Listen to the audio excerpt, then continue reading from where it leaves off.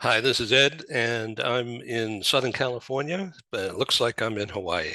Actually, this picture was taken from the deck of a family condo, uh, and wearing a Hawaiian shirt. So the show is sort of dedicated to my friends and fond memories of Lahaina. In just a few minutes, a very special guest and friend, Ben Cross, who you all know, has a similar broadcast and also Glomo, and heavily involved in recruitment and consulting in the industry. So I'm really happy and actually honored to have Ben Cross be my very special guest on Global TV Talk Show. And we'll be right back with which I'm sure will be a memorable show. And so I thank you. Take care. I'm here again on Global TV Talk Show. As you can see, it looks like Maui in the background, and it is, but I'm here in Southern California. But I did take that picture from the deck of our condo, and it's around 10 miles north of what used to be called Lahaina. And so I thought I'd not show my logo, but to show Maui and its beauty and wear a Hawaiian shirt because my heart is there. So our special guest today, as you can see, is a good friend and industry colleague, Ben Cross. Welcome. Thanks, I appreciate it. It's really great to be here with you I'm today, and excited about this. This is like I wouldn't call it a Camp David summit meeting, but it's cool. it's an honor to be here with you, Ed. You've been a real inspiration to people You're like me in the nice. industry. So Yeah, thank well, you for thank having you. me. Thank you. Well, I wanted to do this sometime, but I didn't know how or when to go about it. Um, and I wanted to do this for not only goodwill, but also to make a ratings bonanza for both of us, because a lot of people will tune in just to see what we do. And so that's cool. So I love how you took the abbreviation GLOMO and turned it into a brand and all your activities under that umbrella. Um, congrats on that. Thank Uh, you. yeah, that's really cool. Okay, so I came into just a brief history. I came into the relocation into ERC uh, space in a long time ago in 1979, and I was brought and when I lived in Boston and worked in Boston. Um, and where I grew up in Boston. And at that time, I was publishing a magazine called Settling in Greater Boston, print magazine. It was like one of the first of its kind, not the original, but one of its first in a kind. But what I did is I took a slick color, glossy approach to community info and geared it not so much for relo, but for recruitment of talent into the high-tech Route 128 uh, belt around Boston. And that Sure. was basically an offshoot of the Harvard and MIT brainiacs. They're trying to bring people into that sector from the Midwest and from England and from wherever to work on computers and data. So Digital Equipment Corp was one of my largest customers because a buddy was head of recruitment there, and he wanted me to come to work for him. I almost did, but I said, "Why don't you just partner with me in a guide, blah blah blah, recruitment guide, and I'll sell ads and you buy books, okay? Right. And then you tell me who your buddies are around the 128 belt." And so he did. And so settling in became a hit overnight. I didn't know anything about running a business. I knew how to Right. sell ads, and I was in PR since I was that big, various things, and in front of the camera doing commercials when I was much younger. So I knew what to do and what not to do, but I didn't know Yeah. anything about business. It's like I was a jerk. I was I think we all were, right? just slinging it. Okay, and so I did a couple of editions. The first one was better, and after the second, I just needed to get out. So I just sold out and almost gave it away. But I kept the trademark and I kept everything else. And I went to LA Yeah. and regrouped under California bound and US bound. And this was in 1980. And I had brought a copy of the Settling In with me in advance of the relo. Uh, Right. uh, and I just cold called on the LA Chamber of Commerce. And I had appointments set up. I was blessed. In the Boston area, Century 21 franchisees, they were avant-garde. I'll tell you, home equity was at the time, which is now Cardis. They were really advanced. Also, Merrill Lynch relocation in the early days, and they were all my customers. But Century 21 people, they just sort of took me under their wing. I was a lot younger, and I was a pet. And Hmm. so they wanted their relocation directors to have a PR tool. And so they pumped in literally thousands of dollars in advertising and told me who to see and what not to do. Right. And Right. I obeyed. And so Yeah. the California Bound magazine came out in late 81 and it was picked up immediately under a contract with me. LA Chamber of Commerce called it their official newcomer guide, and they bought thousands of copies at $10 each, all throughout the 80s. And it was really like wonderful. And uh, I didn't do it alone, but I had tech help at that time because I'm just all thumbs still to this day. Yeah. But we were one of the first commercial enterprise, not the first, but one of the first early adopter of Mac desktop publishing. All right. And um, Apple was a user of our Boston guy, although they weren't even set up really there. But um, certainly in LA and people who are trying to recruit out of LA to go up to Mountain View. So naturally, I did not only LA, but I also did Northern California. And they used it. It was really a big hit all throughout the 80s and early 90s. Um, and it just was propelled by Century 21 in Right. California, much bigger than in Boston. And then everybody else got involved too. And Okay. my very first live meeting I did was using our customer base to invite people. Our customer base is corporate HR, recruiters, relo administrators, internal, corporate. And this is like Chevron and Bank of America and Ernst and Young, Boeing, Right. base Big names. companies. Well, that's where the market was. Right. Right. Okay. Nobody else knew anything about it. And interest rates were over 12, 13% at that time. Wow. The only people who could afford to buy were relocated engineers and computer geeks. Right. And they were getting points And off and their they home purchase too, were getting probably. paid well. And so Right. all the mortgage lenders said, oh, it's a guaranteed. So they bought copies, realtors made money, I made money. It was just terrific, all for a long time. So anyway, that's my base. And so the very first meeting, as I started to say, live meeting that I produced was in sync with the LA Chamber of Commerce and the LA Economic Development Corp in 1984. Wow. And the chamber, LA Chamber hosted, paid for the lunch in their downstairs cafeteria. I mean, this is really like a high school cafeteria. And Right. we had people come. We had like, oh, I don't know how many, over 100 people came. And I didn't know anything about anything really, other than selling ads and PR. Sometimes that's the best way to start, though. You know too much, you don't start, you know? Yeah, you worry. So make a Yeah. long story short here, because I want to hear how you transformed yourself from running a phone uh, thing into moving business into what you're doing now, because that's an Right. interesting story.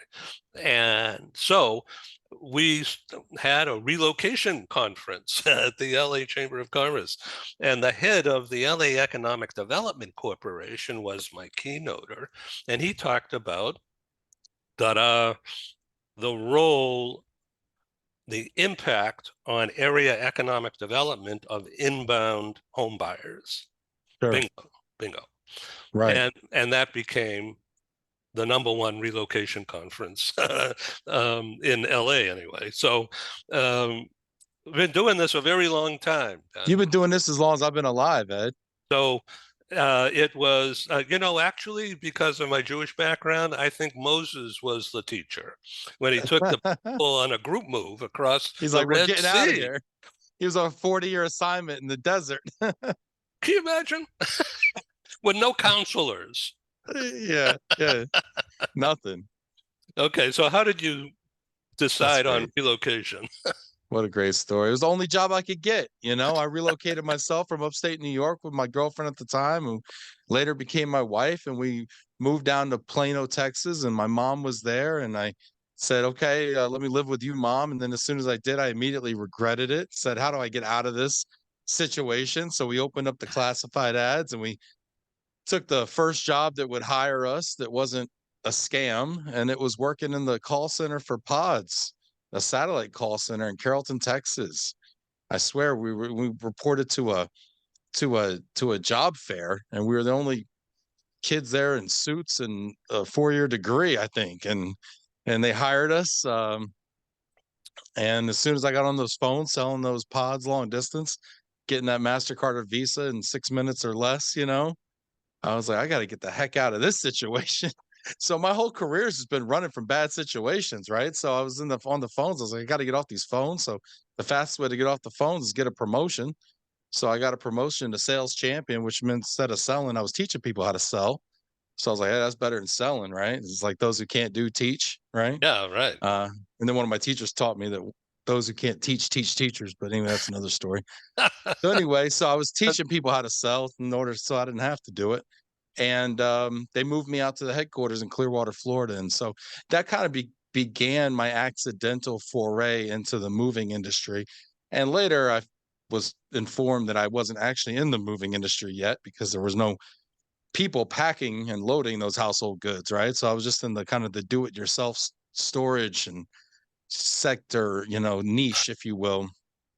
But I spent about almost 9, 10 years in that niche because I went on to be at 1-800 Pack Rat, where I started a move management company within the company called Forward Relocation that actually sold not only the containerized moving, the lift van moving, but also pack and haul carrier, traditional moving services. We acquired a Hidden Valley Mayflower branch in Central Texas. We acquired an ARPAN agent in Northern Virginia. We converted 2 other storage facilities in Maryland and California into military approved household goods operations. So we had 4 operations. We had a bunch of military contracts at that point as well.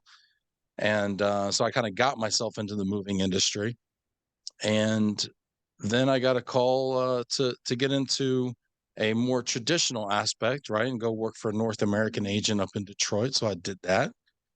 Learned a lot about the traditional way to do it. So I kind of backed into it with a non-traditional, disruptive kind of vein, and then I crossed over into the more traditional side and learned how to kind of do it the traditional way, I'll say. And so I learned it from both sides. And I think I realized that this is great. You can make a lot of money being a mover. I was making a lot of money at the time, or what I thought was a lot of money.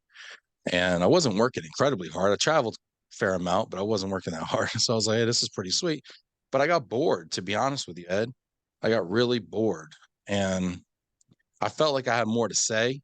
I mean, that's why we start these things, right? Because we kind of want to talk, right? I mean, I want more opportunities than waiting for a panel at ERC or a panel at AMSA or IAM. I wanted more opportunities to share what was on my mind, share my story. And so I started loving Relo back then in January of 2020 and kind of created a platform for me to speak, but for other people to share their story and put it out there in a non-traditional, disruptive kind of way.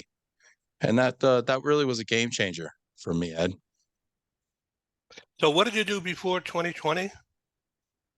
I was I mean, well let's say during from yeah. So I 2017, was 20. yeah. So I was working for a moving company in Detroit, the multi-agent North American Van Lines agent. Traditional pack and Yeah. haul carrier mover. So, oh, that's when you got an insight into the relocation management side of things. Yes, correct. So well that and at Packrat too. I mean, at Packrat we were selling to Cardis, we were selling to, a dozen relocation management companies, some corporate clients, but selling kind of more non-traditional approaches, small shipment solutions, capacity Oh, solutions, yeah, things that are all the rage now, but right. that's really was my bread and butter back then. Oh, that's really interesting. So, when did you get informed? That's a fancy word about recruitment. Recruiting is something, that's a great question. Recruiting is something I had always done naturally. Like I love to connect people. I love connecting people. I care about people. I'm interested in people. I like Helping to people. connect the Yeah, I like to connect the dots, I'm like, "Oh, you do this? Well, I know somebody that needs that." So that's kind of sales, but I think I love the altruism of recruitment too, helping people get a new career, helping a company find a transformative talent that changes the trajectory of their company. I mean, that's super cool stuff, you know what I mean? And so actually if you can be helping a part people. yeah, you're helping people and you're helping companies too. And I love recruitment because it's a win-win-win, right? So the candidates help, the clients helped, and of course we make a monetary, gain, right? We get a fee for it. So, to me, I just love that aspect of it where everybody wins. It's lucrative as well, and I saw my friend Danny Herskowitz doing it, and he was doing it at a firm for 8 years Right, in New the York. global mobility industry, right? And my friend Mark Gray, who was a great recruiter as well, and I respected those people, and I saw, how much they help people, and um, we had started the company Glomo 3 years ago as a consultancy to help Black owned and women owned service provider companies in the global mobility industry to help them do business development, help them increase their sales revenue and grow. And so recruitment was really a natural evolution from a company that helps people grow to now connecting them to the talent to support that growth. And so we hired Danny Herskowitz in September of 2021. He started our recruitment practice in 2022. Last year, we placed nearly 60 people. I think we placed 56 people last year in our Oh, first year doing it. Yeah, thank you very much. We're really passionate about it. We're proud of that. And now our team is 7. We'll be 8 next Tuesday. And 3 continents. We have someone in Asia, someone in South America, and the rest of our teams here in North America. And we're really proud of the work we do. to what extent do you do retained search as Oh, opposed excellent to question. on the come? Yeah, excellent question. So for those out there who don't know, there's contingent search and there's retained search, at least in the direct placement market. Everything we did last year was contingent search. I was told by some of my recruiting coaches and friends, I was like, real recruiters do retained search, right? I was like, oh, okay, I gotta be a real recruiter. I gotta get some retained search. And so this year we started doing retained search. We got a half dozen retained searches in Q1. And I'll be honest with you, Ed, most of them didn't work out as well as the contingent searches did. Retained search is obviously great because they put up earnest money, maybe $5,000 down. That gets you started. They're serious, right? Because that's a real problem. Is maybe they don't hire anybody. So they're serious if they put a retainer down. But we actually found that the the clients who what it really was, Ed? The clients that we weren't sure about are the ones we asked for a retainer. And I've learned money is never a good reason to do something. So if you weren't sure about the fit before, putting $5,000 in the mix doesn't really ultimately change it. So so retained search for us hasn't really worked out well. Not that we weren't able to command the retainers because we were because of our market position, but it just you know what else? It also married us to searches that weren't great fits or weren't ideal for us. when we could have been focusing on searches that were much more suitable. I'll say that. And contingency has good and bad, of course, but part of the good, as I see it, and I'm not in recruitment, um, and have no intention of it. So, but what I see is that you have your flexibility and you're your own boss, period. Yes, there's very much of that. I mean, yes.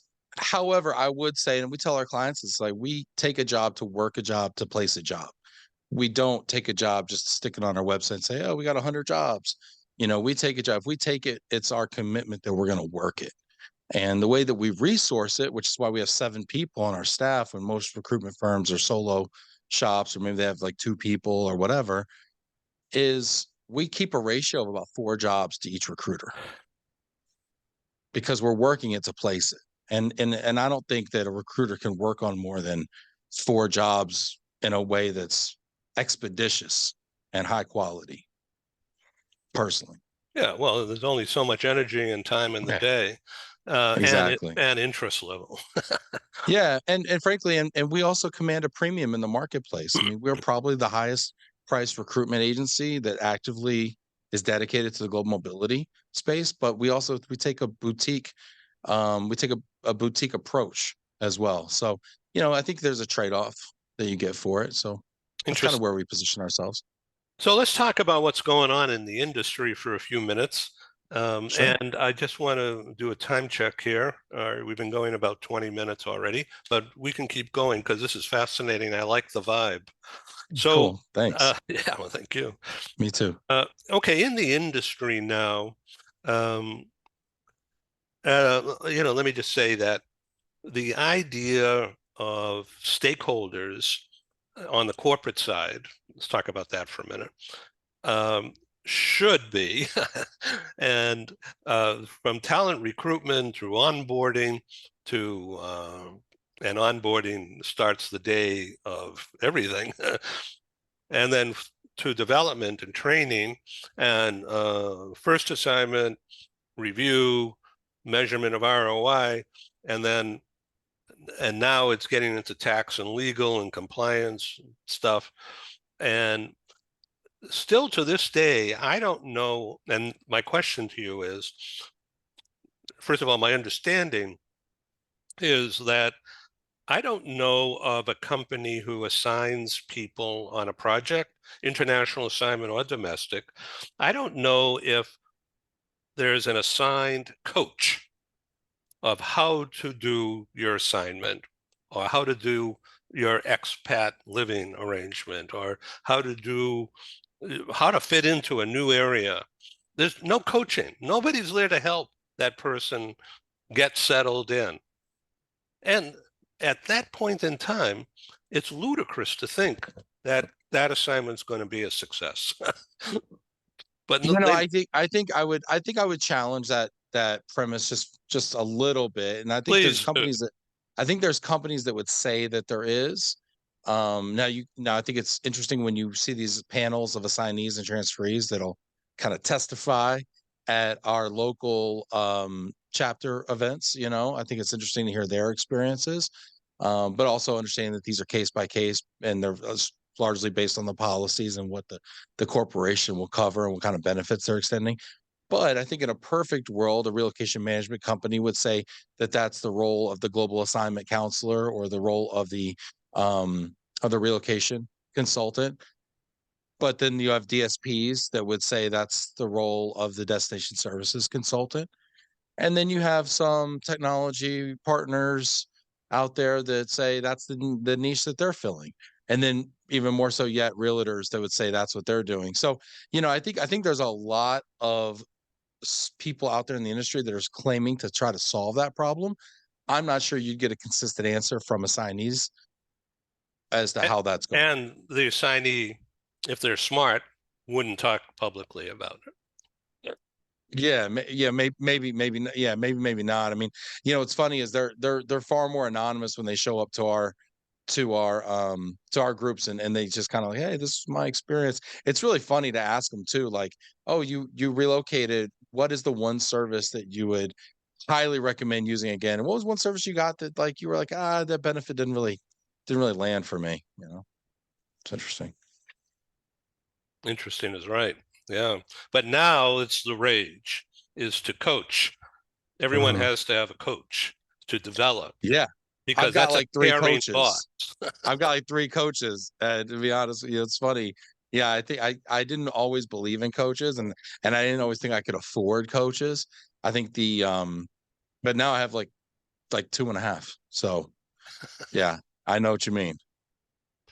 Yeah, it's interesting. Anyway, I see that happening from my space, and I have purposely stepped back from being in the nitty-gritty side of things to just taking the PR approach. Maybe you've noticed that already, but It, it's I've well, been it's more doing fun stuff a this way, long right? time. It's a lot more fun. Yeah, my friends in the moving industry are say you got out at the right time, because the last couple summers, not this one, but the last couple have been pretty horrific, and so I get to watch from the sidelines, or as I like to say, I get to report from the car crash on the interstate, Uh, like, hey, reporting yeah, live from the dumpster fire that is yeah, peak right. season this year, right? So Okay, so let's talk about organized relocation as opposed to disorganized. But um, organized means basically a DRC, and there's other groups out there, of course. But excuse me. So my first DRC was 1979, and wow. Chris Cawley took me under his wing, and we were friends, but not bosom buddies, but business Mm, friends from number one, 1979. I think I was in Washington, D.C. Um, and I didn't know anything, but I found a home and I found mhm, a welcome and I found a ready-made customer base for what I was trying to do. Um, I've been in business in the relocation industry connection. I've always had my own shop rather than work for other people. mhm. It's peaks and valleys, my friend. They're not all peaks. I hear that. And so um, I'm in a peak situation now at this ripe old age, but which is a Congratulations. good place to be. A lot of people are in But valleys right now, Ed. So congratulations on that. yeah, geez, I got a call today out of the blue from a guy who was working for a Euro, I'm not going to tell his name, working for an economic information company based in Europe. But he ran the New York office and he was set up in a wonderful suite in Rockefeller Center.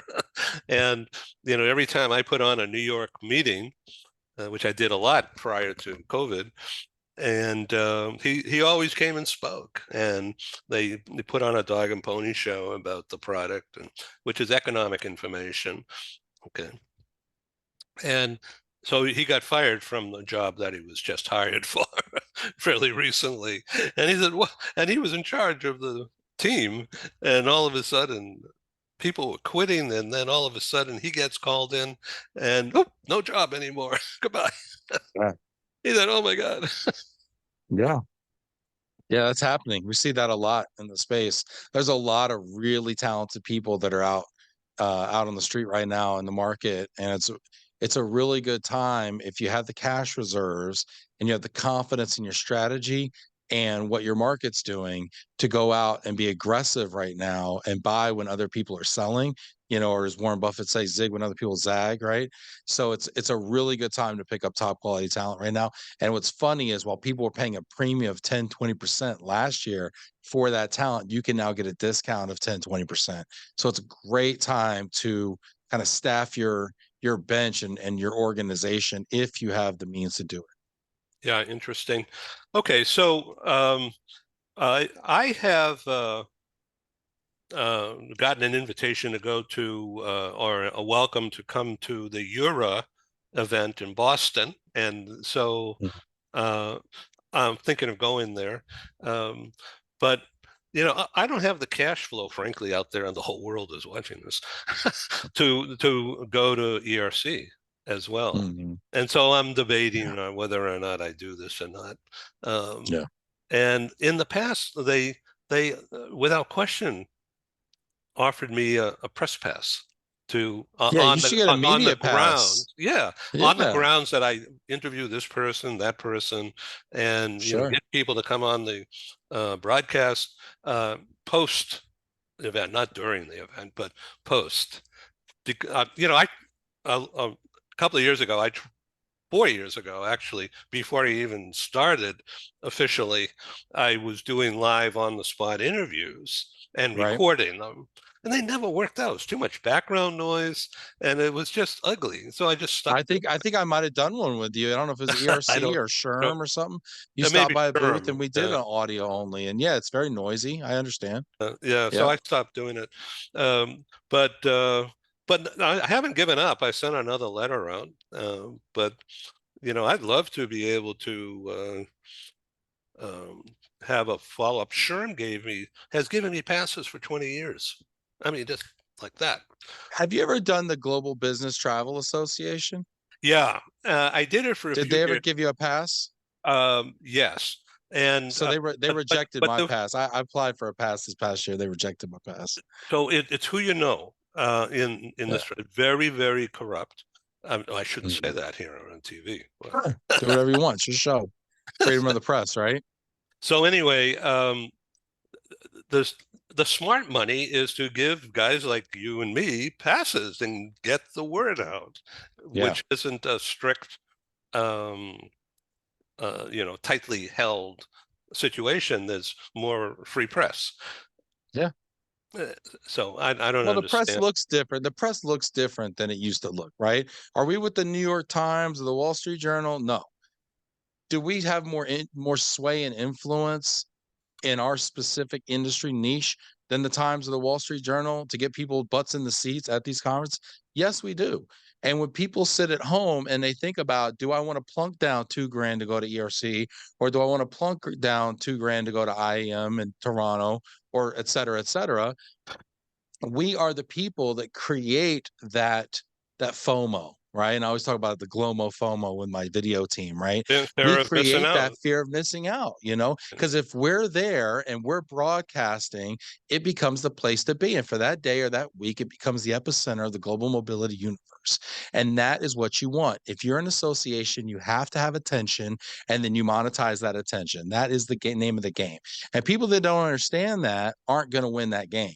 And there's associations that understand that and are willing to give out a free pass to a guy like Ed Cohen, which costs them nothing. It's a fixed, they have fixed, their costs are fixed, right? So I mean, to me, that's a no brainer. For you, that's a no brainer. But that's why we're who we are and we're where we are doing what we do because we get it. And unfortunately, some people don't get it. Yeah, so I haven't given up on that. GBTA was great.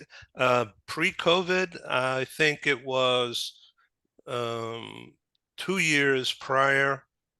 I think to COVID, 2 years prior to COVID would make it 2018. GBTA had 4,000 people down the street from where I live in San Diego at the convention center, Wait. and so they gave me a pass. It was Right. it was a mob scene, but it was a really good event. Right. And I met some people there that to this day they're my customers. Yeah. Yeah, that's great. So who knows? Okay, so Yeah. let's talk about. Um, uh, I don't. I'm not going to ask you, questions that are going to be spooky or anything like that. Um, I'm not scared. well, the thing is that we all have our own space, and we're going to do our own thing regardless. But because I have no thoughts whatsoever about quitting what I'm doing, only getting I don't know about bigger, but better at what I'm Right. doing, and it Sure. just be more efficient and effective for my guests. And um, that is the secret to what you and I are doing in this particular product. Um, I've got other products also, but we're doing the same kind of thing, and it's making the guests feel comfortable and Right. helping the guests be comfortable in front of the green light. And a lot of that I have learned, sometimes the hard way, in the last 3 years, 3.5 years, since March of 20, um, that it's in preparation. Not only the guest is prepared, media prep is what I call it, but when I ask them to give me their thoughts about what is cool or what is really important, that they'll be comfortable with me asking them to Right. out, so that the green light, because it doesn't lie, it sees everything, that it's immediately available, recognizable when the guest is Yeah. uncomfortable. And Sure. I think Makes sense. that's in my view, that's the kiss of death of the show. If Mhm. Because people don't want to be embarrassed, even if they may deserve it because they're not prepared. But we bend over backwards to help people get prepared. Media prep, media Yeah. training, media coaching, fix the lighting, fix the shirt, you know, Yeah. fix your hair, that kind of thing. Uh, but the question is, intellectually, are you prepared to be on camera for, even if it's only 15 minutes? I think so. Yeah, that's the key right there. One of the funny things that I've started to do when I interview people who are particularly nervous is I ask them to get a Post-it note and stick it over their image on the computer so they can't see themselves. And as soon as they can't see themselves anymore, it's like a switch is flipped. Yeah, right. And rather than look at you, actually, I'm sitting back here. You can see I'm going to go out to Yeah. the ocean here, but I'm on a slider chair, Mhm. and the more I go back, the smaller I get. I'm getting to be this big, and then Mhm. I'm coming back at you. Mhm. Mhm. No, but you get comfortable with what you can do with that green light, rather than me Mhm. looking at your pocket square. Mhm. Okay, yeah, There's a oh, you have two there. well, Or there's like or is two it halves. No, multicolor? I just fold it. I take it like this, and I I just kind of Yeah. kind of do one of these, and then I kind of just give it a little kind of Oh, shove it in there and just see what that, happens. that's very sharp. It's good. Okay, Thank let me you. ask you a question about uh, uh, are you using Ask away. Spotify, Apple Tunes? Are you just getting it out there? Like I Y subscribe to them, but I don't pay it any attention because I'm building my own Yeah. networks. Yeah, it's really funny, you say that because, we launched a second podcast, oh gosh, I don't know, 6 months ago, whatever. We got about 40 episodes or something of that, and it's called the Get Talent Podcast, and it's more of a traditional podcast versus Love and Reload, which is a live stream on LinkedIn Live, as well as Facebook and YouTube. This is more of a traditional podcast, and it was recorded, edited, and produced like a audio only podcast. And we put about 30 something episodes out like that via Spotify, Apple Podcasts, and whatever, anywhere you listen Right. to your podcasts, right?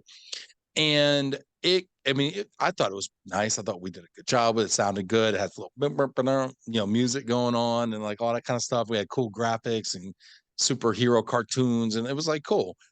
Like that thing's gotten like 200 views, like total for like 40 episodes. Okay. Meanwhile, I'll go live on LinkedIn. So I started saying, screw this. Like, I know the recipe. I've done 500 live streams on LinkedIn. I know the recipe. Why I'm over here trying to copy other people that don't know what they're doing. So I said, forget this. I'm going to go ahead and I'm going to put this thing out. We're going to film it live. Me and Danny Herskowitz, our director of talent, we do it live. We do it via our Glomo page. It doesn't perform nearly as well as Love and Reload does on my personal LinkedIn page, but whatever, it does okay. We're starting to get engagement now. We still go ahead and put it in the podcast universe, but most of our engagement and the fun and the community building is via the LinkedIn Live.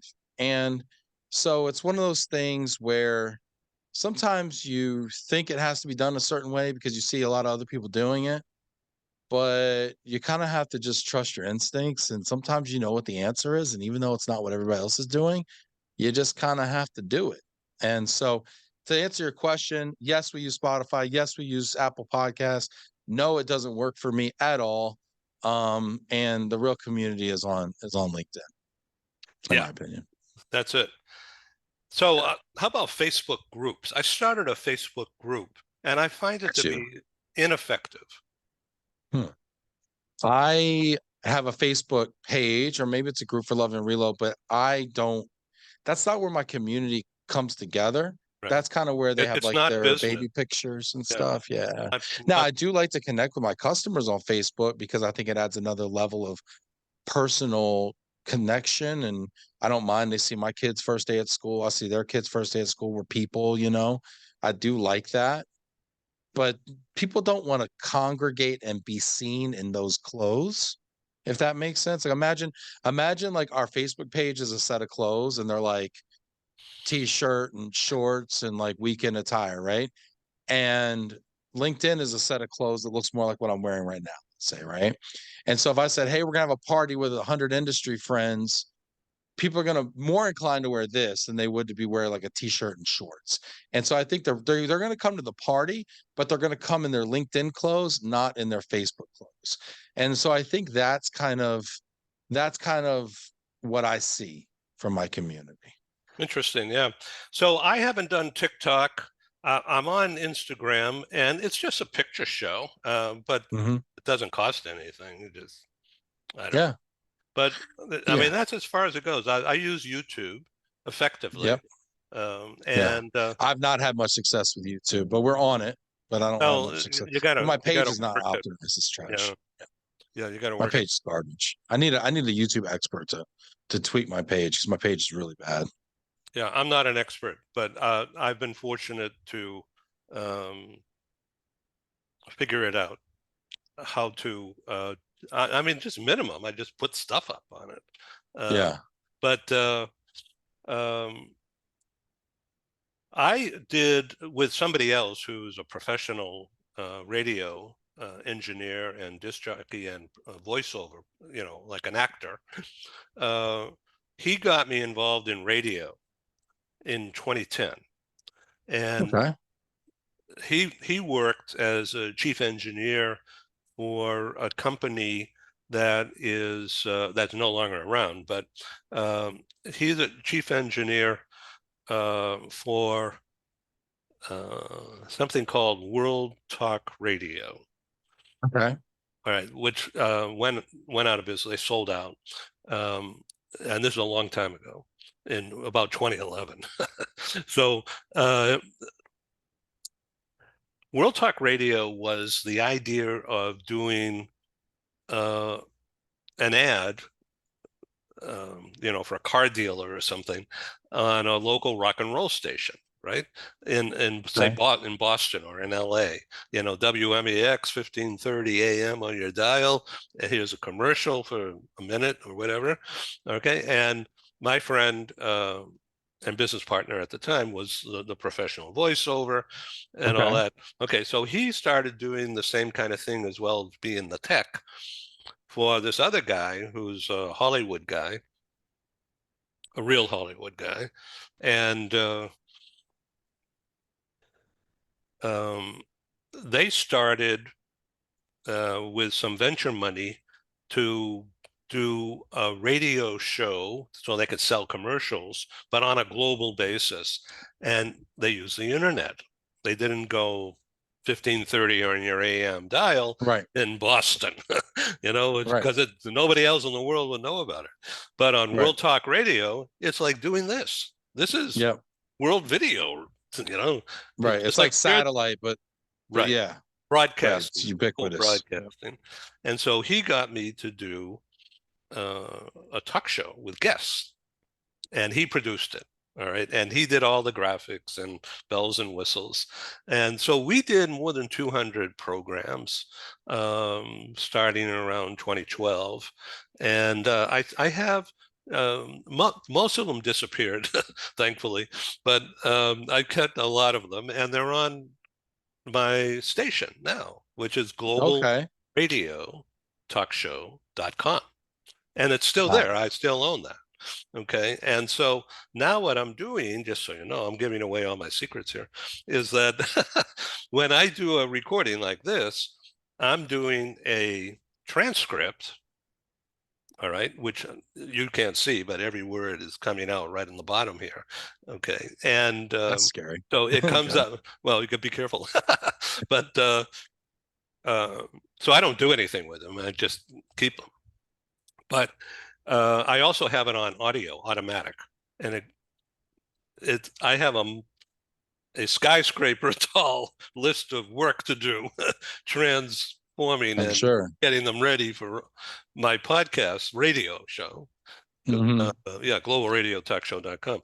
But so someday I'll do that, maybe when I retire. but, Do you but have any help with that, Ed? You got any like you know, a virtual assistant or something? I used to, but I just don't want to take my time and energy to do that because there's no money in it, and there's no revenue source, Yeah. and all it is cost. And Yeah. although I'm trying to sell ads for global TV, it is bloody difficult. Yeah. It is difficult. I have some success, but not enough. Hmm. Frankly, I'm being too honest with you, I think. No, I mean, listen, dude, I'm in the same game as you. I mean, I looked at getting advertisers for Love and Real. I tried it a couple times in what I call season one and year one in 2020, and it was really hard.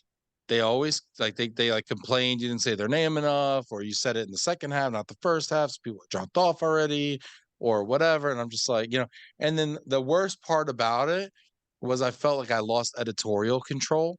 Yeah, And I'm like, I'm not going to be beholden to a sponsor to say or not say something I believe in for $400 or whatever the number yeah. is, right? Like No, yeah. it's not me. That's the name of the game. Hey, Ben, I really love this time together.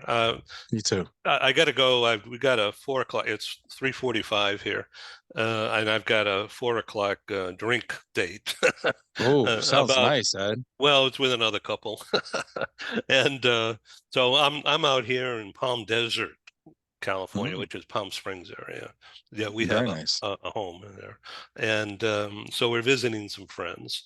So we're going over to La Quinta, which is Oh, around 15 miles from here. yeah, La Quinta, yes. And Yeah, it's is there a hotel out there that's like a very famous La hotel Quinta. from like the Rat Pack, but not like the La Quinta Inn, but like the La Quinta Hotel? Is there? Have I Yeah, heard of but that? well, Merv Griffin owned most of the land in town. Okay. Okay, and I mean, very rich man, was a very rich man, and he's still his family, the estate, owns Wheel of Fortune and Jeopardy, Right. big time, huge. Yeah. So anyway, so we're meeting them down over there. So the Wonderful. Rat Pack places, there's a couple of restaurants still operating from that era, and some of the descendants of the owners run them now. But it's mainly professional management, and those are over in Palm Springs, which Hmm. is about 20 miles that way. And Okay. so this is Palm Desert, which is Yeah, I've been. I was at a birthday party in Palm Desert not too long. Actually, I have a friend that owns a house out in Palm Desert, a college friend of mine. yeah, So yeah, I'm familiar. Yeah, well, that sounds lovely. yeah, it's very nice. It's 1:15 today. It's not that hot in Dallas, is it? But close. No, it's about a buck oh seven, pro. Well, no, it's only 90. It's 90. It says 91 right now. I think it's broken. It can't be 91. That'd be downright frigid here. It's been about a buck oh six consistently for the last few weeks. Whew, It's yeah, crazy. it's hot. My gosh. Anyway, come back again to I would love to. globaltvtalkshow.com. I loved having you. Same, Ed. Thanks so much for letting me be here with you today. Thank you. All right. Ciao. And I'll give you the show. I'll send it to you. It won't be right now, but it'll be later tonight or tomorrow. Yeah. Okay, good. Yeah. Thank you. Awesome, man. Thanks so much, Ed. Have a good one. You too. Take care. Bye.